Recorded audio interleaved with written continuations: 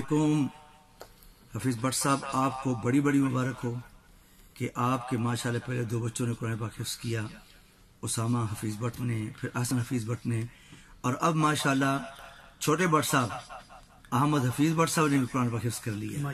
تو بیٹا آپ کو بڑی بڑی مبارک ہو، آپ کے ابو کو بھی مبارکباد دی ہے اور آپ کے تایا جان کو بھی مبارکباد دی ہے۔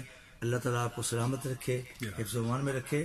اور ایک میری نصیحت آپ یاد کریں، آپ بھی اور آپ کے بھائی اسامہ بھی اور احسن بھی، یہ جو آپ نے اتنی محنت کی نا کئی سال، یہ محنت ضائع ہو جائے گی اگر آپ نے روزانہ اس کو یاد نہ کیا۔ تو آپ تینوں بھائیوں، اب اتفاق سے تینوں بھائی ایک گھر میں ہیں، تینوں ایک دوسرے کو 1 سپارہ روزانہ سنانا ہے آپ نے، 1 سپارہ روزانہ۔ اگر آپ روزانہ 1 پارہ ایک دوسرے بھائی کو سنائیں گے، ساری زندگی آپ کا قرآن نہیں بھولے گا، یاد رہے گا۔ اس پر عمل کریں گے تو قرآن محفوظ رہے گا، ورنہ آپ بھول جائیں گے۔ اللہ تعالیٰ آپ کو اجر کثیر عطا فرمائے۔ جلد ملاقات ہوگی انشاءاللہ جیلم میں انشاءاللہ جی۔ بہت شکریہ جی قاری صاحب، جزاک اللہ خیر۔ تساں مسا خصوصی اپریشیٹ کیتا ہے۔